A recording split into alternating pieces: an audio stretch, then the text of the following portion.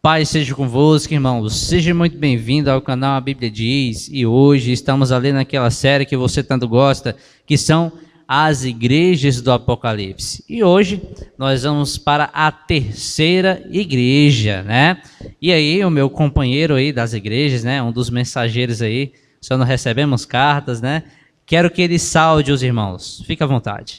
Paz seja convosco, irmãos. É um motivo de alegria novamente estar aqui para a gente dar continuidade à nossa série que fala dessas igrejas da qual surgiram no primeiro século, né? E vamos que vamos, né? Amém. Então, amados, começando aí, e aí o nosso irmão Carlos, ele sempre está nos colaborando, né? Obreiro da Casa de Deus. Vamos para a terceira igreja, que é a igreja de Pérgamo. E aí eu quero, irmão Carlos, que, como de costume, apresente o local, o porquê do nome, as suas coisas de geografia. Fica à vontade, irmão. Apresente para os nossos irmãos. Onde é que se situava a igreja de Pérgamo? Amém, irmão. Como nós aprendemos anteriormente, a igreja de Pérgamo, ela ficava ali na região que hoje é a atual Turquia. A igreja de Pérgamo, hoje, ela tem outro nome, que é Bérgamo. Os irmãos podem pesquisar no YouTube e até mesmo no Google, né? Isso. Que é Pérgamo. É uma cidade que fica a aproximadamente 84 quilômetros ali de Esmirna. E é da província de Esmirna, na região de Egeu. E é bem interessante, irmão, porque tem vários documentos e vários achados arqueológicos provando o que a gente vai abordar agora há pouco, né? Amém. E aí, onde é que está escrito, né? Na continuação dos versos, irmãos, nós encontramos a igreja de Pérgamo em Apocalipse, capítulo 2, dos versos 12 a 17. É bastante verso aí, bastante detalhe. Peço que você possa anotar, porque os detalhes que nós falaremos é bastante ricos, né? Vamos aí para o primeiro verso, né, irmãos? Então, relembrando, as igrejas são eras, tá certo, irmãos? Então, se situando, como não existia só 7 igrejas, elas foram pegues ali como símbolos de eras que a igreja passaria desde a igreja primitiva até os tempos atuais. E é representativo. Que era a igreja de Pérgamo? A igreja de Pérgamo, ela é a era ali, situada em 313 depois de Cristo a 600 depois de Cristo, né? Ou 604. Então, e qual era o pastor, né? Quem era o anjo dessa igreja? Podemos conjecturar, uma palavra muito usada pelo irmão Carlos, conjecturar, é o presbítero Ufilas, certo, irmãos? Só que não é regra. O que é regra é baseado na doutrina que nós abordaremos, né? Verso 12. E ao anjo da igreja que está em Pérgamo, escreve: isto diz aquele que tem a espada aguda de 2 fios. Então, quem estava falando aqui, irmão Carlos? Era o próprio Jesus, né? Nosso mestre. E ele está dizendo que a espada aguda de 2 fios, né? Quando nós vamos ali em Hebreus, irmãos, 4:12, o que simboliza essa espada, né? A Bíblia, a palavra, ela é simbolizada por algo cortante, né? Mais forte do que uma espada. Então, uma espada de 2 gumes é uma espada poderosa que simboliza, vamos lá, Hebreus 4:12. Quando nós vamos aqui, ó, porque a palavra de Deus é viva e eficaz, e mais penetrante do que uma espada alguma de 2 gumes, e penetra até a divisão da alma e do espírito, ou seja, a palavra penetra. Então, quando ele cita a palavra como semelhante a algo cortante, vemos ali que aquele que tem a espada aguda, ou a espada de 2 gumes, é, na verdade, simbolizado por a palavra, aquele que tem a autoridade da palavra, né? E continuando, ó. E penetra até a divisão da alma e do espírito e das juntas e medulas, e é apto para discernir os pensamentos e intenções do coração. Então, o primeiro detalhe que eu cito aqui, na minha participação, é que essa espada simboliza a verdade, a palavra de Deus, que é mais penetrante, muito eficaz do que uma espada, né? Verso 13 diz assim, irmãos, tudo bem até aí? Eu acredito que sim, né, irmão Carlos? Amém, irmão. Agora, o verso 13, o nosso irmão Carlos vai dar aí as considerações. Conheça as suas obras, e onde habitas, que és onde está o trono de Satanás. Esse aqui é forte, viu, irmão? É forte, irmão. E retens o meu nome, e não negaste a minha fé. Ainda nos dias de Antipas, minha fiel testemunha, o qual foi morto entre vós, onde Satanás habita. Irmão Carlos, qual era o paganismo presente na cidade de Pérgamo? E isso tem a ver com o trono de Satanás? Fique à vontade. Tem sim, irmãos. E nós sabemos que existem alguns sítios arqueológicos, inclusive existe um trono, não necessariamente um trono erguido, mas sim um altar que, segundo alguns estudiosos, esse altar realmente era um altar que eles usavam para cultuar vários deuses, né? Inclusive Zeus, Dionísio, os imperadores também. E lá realmente era um local onde a idolatria e o paganismo instalou, que realmente era realmente um local onde muitas pessoas se contaminavam com o erro, né? E nós sabemos muito bem que a igreja passou por mal bocados em relação a esse povo, né? Porque a luz não se dá com as trevas. E nós sabemos que, segundo os achados arqueológicos, que, inclusive, lá na Alemanha, se eu não me engano, tem um museu, da qual existe várias descobertas e vários monumentos achados lá na cidade de Pérgamo. Amém. E o interessante, irmãos, que assim, no momento em que a igreja, quando a gente vai lendo, ela cita coisas que aconteceram reais, ela também cita coisas, se aconteceu real, é uma luz, um símbolo para também a era, para o tempo, né?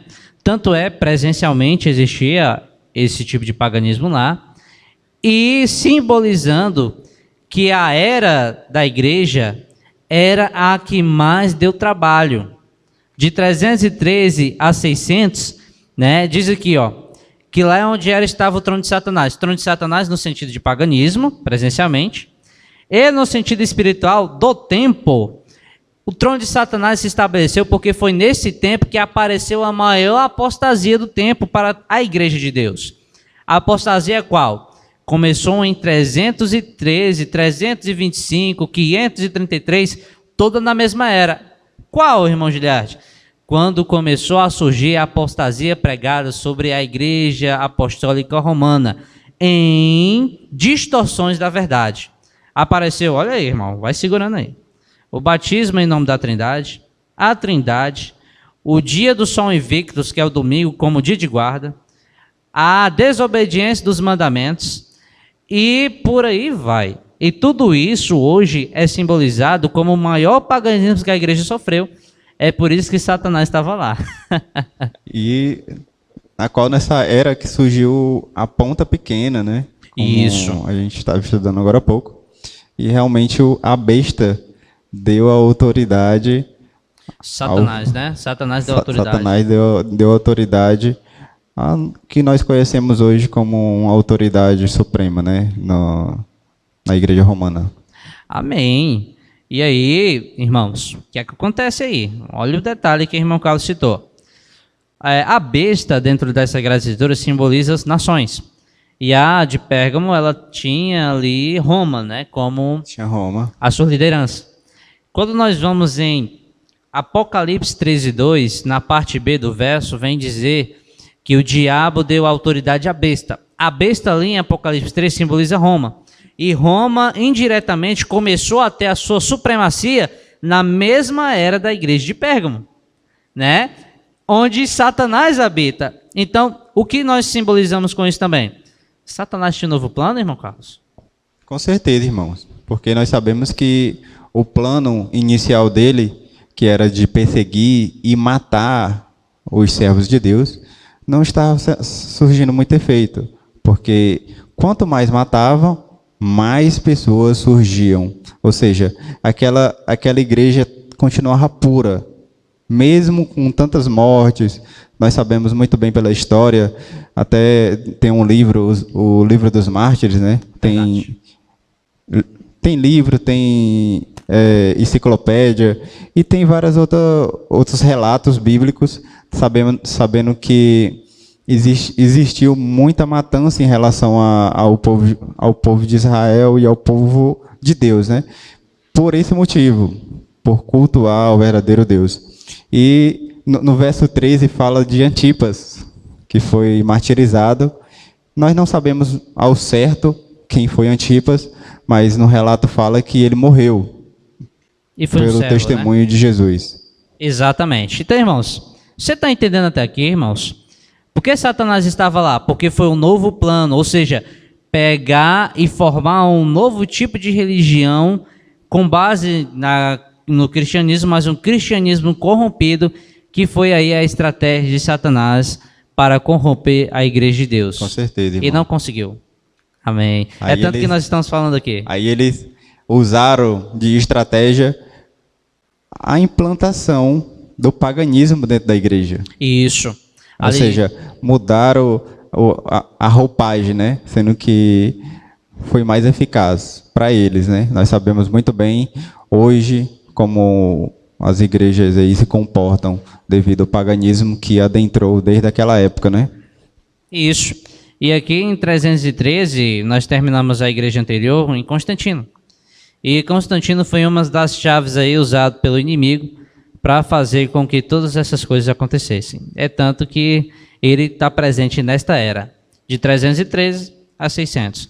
Agora nós vamos aqui no verso 14, irmãos, um verso muito interessante, que diz assim: mas algumas coisas, poucas coisas, tenho contra ti, porque tens lá o qual seguem a doutrina de Balaão, o qual ensinava a Balaque a lançar tropeços diante dos filhos de Israel, para que comessem dos sacrifícios da idolatria e fornicassem. Assim tem também os que retêm a doutrina dos nicolaítas, o que eu odeio. Arrepende-te, pois quando não em breve virei em ti contra eles e batalharei com a espada da minha boca. Irmão Carlos, nós percebemos aqui que nesta era e na igreja de Pérgamo existia duas coisas que Deus odeia. Qual? A doutrina de Balaão, né? E a doutrina dos nicolaítas. E aí, irmão Carlos, eu quero que você cite aí um pouco o que é a doutrina de Balaão. O que nós podemos conjecturar? Amém. Nós podemos conjecturar, né, que essa doutrina da qual Balaão, nós sabemos em Números, no livro Amém. De Números, registra, da qual ele tentou confundir o povo de Deus, usando a prostituição. E o que eles faziam naquela época? Eles mudavam o espiritual com o carnal, ou seja, eles queriam induzir o povo de Deus a cometer imoralidade sexual.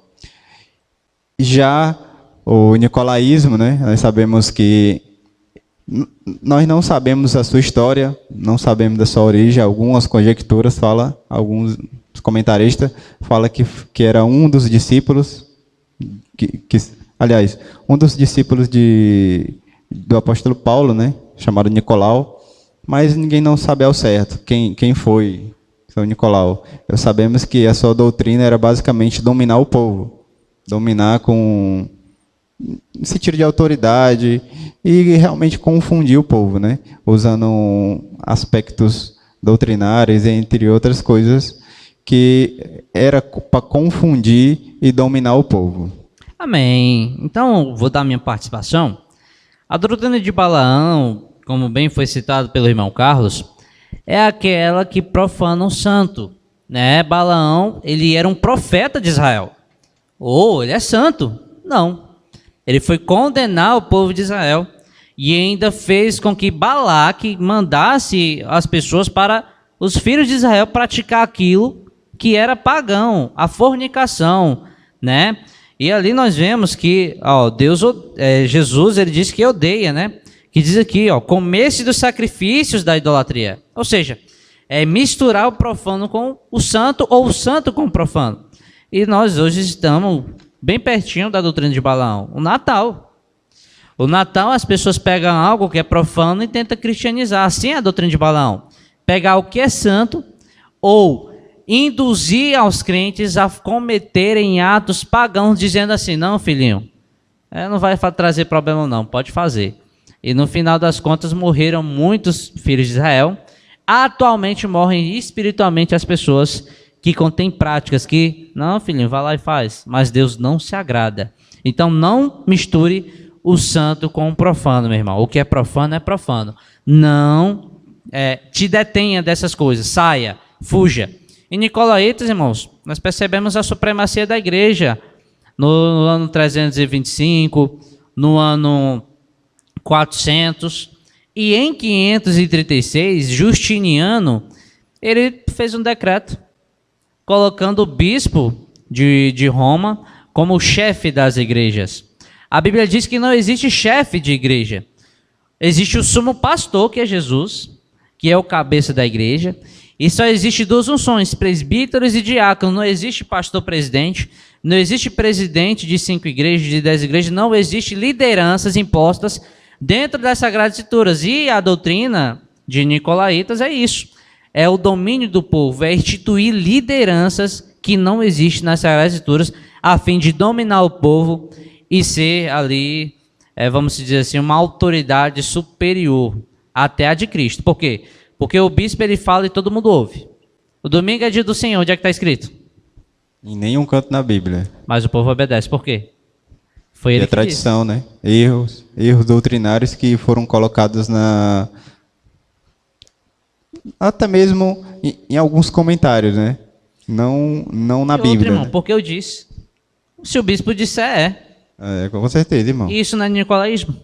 Com certeza, no conceito aqui, né? Porque é algo que você está exigindo da igreja. Que não está escrito. E muitas vezes essa exigência, eles como se tá com medo, eles colocam medo nas pessoas em relação a que você deve fazer aquilo ou deve não fazer aquilo. Se você fazer aquilo, você vai ser abençoado. Se você não fizer, você vai ser amaldiçoado. Ou seja, não está na Bíblia. Mas, segundo eles, é como se... aquele ditado, né? Se a pessoa questionar, aí eles dizem, não toque no ungido. É basicamente isso, irmão. Uma das características que eles falam é isso, né? Amém. Então, eu acho que ficou bem claro a questão de Balaão e a questão dos nicolaítas, né, irmão Carlos? Amém, irmão. Agora, o verso 17... Vamos ver o que é que o nosso irmão Carlos tem aí para nos apresentar aí, na última explicação que nós daremos a este vídeo. Quem tem ouvidos ouça o que o Espírito diz às igrejas. Ao que vencer darei a comer do maná escondido, e dar-lhe-ei a pedra branca, e na pedra um novo nome escrito, o qual ninguém conhece senão aquele que o recebe. Então, irmão Carlos, comentários. Amém. A pedra branca, irmãos, vou citar primeiro, porque segundo alguns comentários, era uma pedrinha que o pai, após o nascimento do filho, ele registrava o filho. Aí ele colocava o seu nome e sobrenome. Olha aí que interessante. Bem interessante, né? Outras pessoas dizem que essa pedrinha branca, um réu, eles recebiam como se fosse uma carta uma carta como se ele fosse livre, né? Aí ele usava essa pedrinha branca para dizer que ele estava livre, né? E nós sabemos, olhando no lado espiritual, que somos filhos de Deus. Amém. E Deus, ele nos deu essa promessa de sermos filhos de Deus. E se a gente for se basear nessa profecia e nessa promessa que seremos filhos de Deus, ou seja, vamos receber como se fosse certidão, uma certidão de sermos filhos de Deus. Pedrinha a branca. bênção, né, irmãos? Que é essa pedrinha branca. E o maná, nós entendemos que, como houve voltando aqui ao Êxodo, né? Amém. O povo de Israel passou 40 anos na terra, ao chegar à terra prometida, né? Ali no deserto, né? E eles foram sustentados com maná. Amém. Que é exatamente era tipo um pãozinho da qual eles disseram que tem um gosto de mel, né? Um gostinho de mel. E nós entendemos, irmão, que Jesus é o pão da vida. Já ia citar isso. Jesus é o pão da vida e com isso, esse pão ele nos fortalece, assim como é na ceia. Nem só de pão viverá o homem. Nem só de pão viverá o homem. E é bem interessante, irmão, porque no lado espiritual ele fortalece a nossa convivência com Deus, né? Fortalece a nossa convivência com os irmãos, da qual o maná prometido de Deus, né? É bem interessante, irmão. Amém. Então, para terminar, irmãos, ele diz assim, ó, arrepende-te, né? Verso 16, voltando um, quando não, em breve virei a ti, e contra eles batalharei com a espada da minha boca, ou seja, com a palavra, né? Então, amados, aqui nós terminamos a explicação dessa igreja. Espero que esteja bem claro para vocês sobre esta era e sobre os detalhes desta era. E assim está feitas as minhas considerações. Irmão Carlos, suas considerações finais. Irmãos, desde já eu peço aos irmãos que compartilhem, coloquem nos comentários se foi que os irmãos observaram, qual foram os erros, para que a gente venha melhorar. Amém. E realmente que o Senhor venha abençoar todos os que estão assistindo, para que o nosso crescimento em espírito e em verdade venha a crescer cada vez mais. E compartilhe, irmãos, ao máximo que os irmãos puderem, porque a palavra de Deus ela deve ser divulgada, porque nós sabemos que em breve o Senhor voltará. E essa é a nossa missão aqui, divulgar o evangelho de graça. Amém. Então, meus irmãos, paz seja convosco e até o próximo vídeo.